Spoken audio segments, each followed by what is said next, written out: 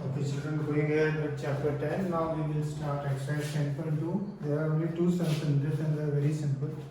Question number 1. Recall that two circles are congruent if they have the same radii. अगर दो circle हैं, suppose ये भी 3 centimetre का and ये भी 3 सेंटीमीटर का, then we say they are congruent. Okay, that is but quite obvious. Prove that equal chords of congruent circles subtend equal angles at their center. हम क्या कह रहा है? क्वेश्चन 1, दो सर्कल हैं, दोनों कॉन्ग्रुएंट है. कॉन्ग्रुएंट है मतलब रेडियस सेम है दोनों का.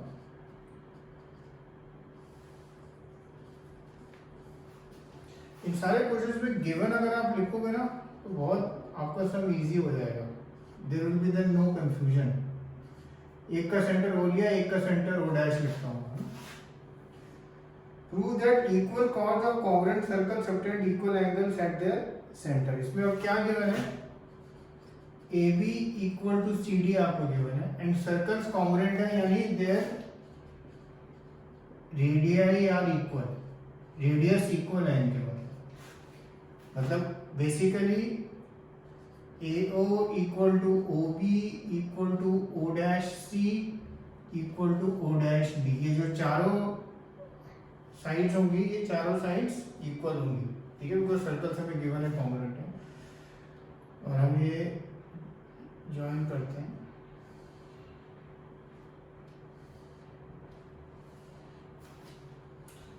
आपको प्रूव करना है, prove that they subtend equal angles at the centre. आपको प्रूव करना है angle AOB equal to angle CO dash D. अब आपके मन में एक क्वेश्चन माइट अराइज कि अभी हमने एक थ्योरम करी है, पर वो थ्योरम थी वो एक सर्कल में अगर दो इक्वल कॉर्ड्स हैं. ठीक है, उसके लिए वो थ्योरम थी कि तो अगर ये वाली जो थ्योरम है, अगर एक सर्कल की बात होती है और ये कॉर्ड 5 है, ये भी 5 है, तो हम स्ट्रेट अवे लिख देते by theorem this angle equal to this. अब ये दो सेपरेट सर्कल्स की बात कर रहा है, इसलिए इसमें हमें उसको प्रूव करना पड़ेगा ना. Please I think you have already understood कैसे प्रूव करेंगे. मेथड वही है. ये दोनों ट्रायंगल्स को आप कैसे कॉन्ग्रुएंट प्रूव कर देंगे? बहुत इजीली बाय SSS. SSS से this triangle congruent to this, therefore by CPCT all parts are equal, therefore angle AOB equal to angle CO. Actual में वो थ्योरम जैसे ही प्रूफ है ये, बट फर्क बस ये है कि यहाँ पे दो डिफरेंट सर्कल्स इन्वॉल्व है, otherwise everything else is more और less the same. Question number 2 उसी तरह एग्जैक्ट इसका ऑपोजिट है. Prove that if chords of congruent circle subtend equal angles at the centre then the chords are equal. Question number 2 में अब आपको AB equal to CD prove करना है. ये और गिवन में आपको क्या दिया हुआ है? ये angle AOB equal to angle CO dash. अब आपको ये और ये एंगल इक्वल गिवन है और ऑफकोर्स सर्कल से कॉन्ग्रुएंट है तो रेडिया तो इक्वल है, और आपको प्रूव करना है AB इक्वल टू CD. तो आप अगेन वही मेथड, बस कंडीशन डिफरेंट होगी. आप triangle AOB and triangle CO dash D को आप कॉन्ग्रुएंट प्रूव करेंगे, एंड जब कॉन्ग्रुएंट प्रूव करेंगे then by CPCT you can say AB equal to CD. इस क्वेश्चन में फिगर बना दूं. ओके, तो दिस इज बेसिकली एक्सरसाइज 10.2.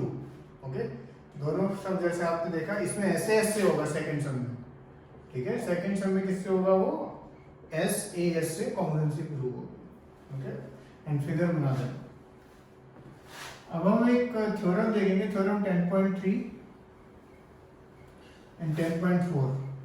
इन दोनों का भी प्रूफ हम लिख देंगे. इनका प्रूफ हम इसलिए लिख रहे हैं, कई बार they are asked as questions and they are very simple proofs, so that is why we are writing them. Theorem 10.3 कहती है the perpendicular from the centre of a circle to a chord bisects the chord. ये basically क्या कह रही है? Suppose यहां से O से हमने एक परपेंडिकुलर बनाया.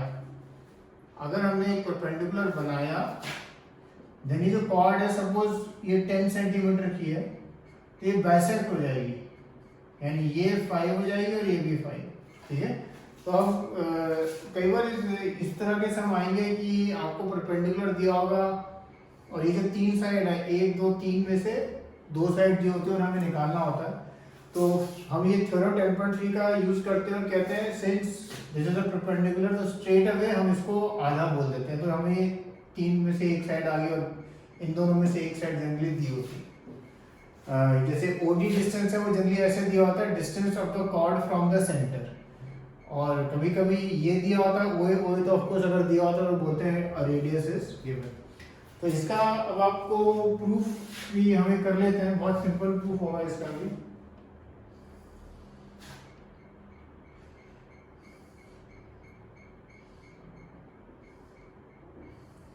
जैसे मैंने कहा क्वेश्चन में अगर आप गिवन लिख देंगे तो आपके सारे काम होते जाएंगे। गिवन में क्या है, ये परपेंडिकुलर है, ओडी परपेंडिकुलर टू AB। तो प्रूव क्या करना है आपको, AD इक्वल टू DB, ये प्रूव करना है। इसमें कंस्ट्रक्शन क्या है, join AO and OB, AO और OB को आपको ज्वाइन करना है। अब अगर आप देखेंगे हमारा काम है, अगर ये दोनों ट्राइंगल को कॉन्ग्रुएंट प्रूव कर दिया, triangle AOD and triangle BOD, तो बाय CPCD हम क्या बोल सकते हैं, AD इक्वल टू DB। अब इन दोनों ट्राइंगल को कॉन्ग्रुएंट आप बहुत इजीली कर सकते हैं। AO और OB रेडियस है, OD कॉमन साइड है और ये 90 है, तो right angle hypotenuse side RHS से ये दोनों ट्राइंगल कॉन्ग्रुएंट हो जाएंगे। ठीक है, तो ये है थ्योरम 10.3, इसका भी फिगर बनाना एंड इसका थ्योरम का प्रूफ।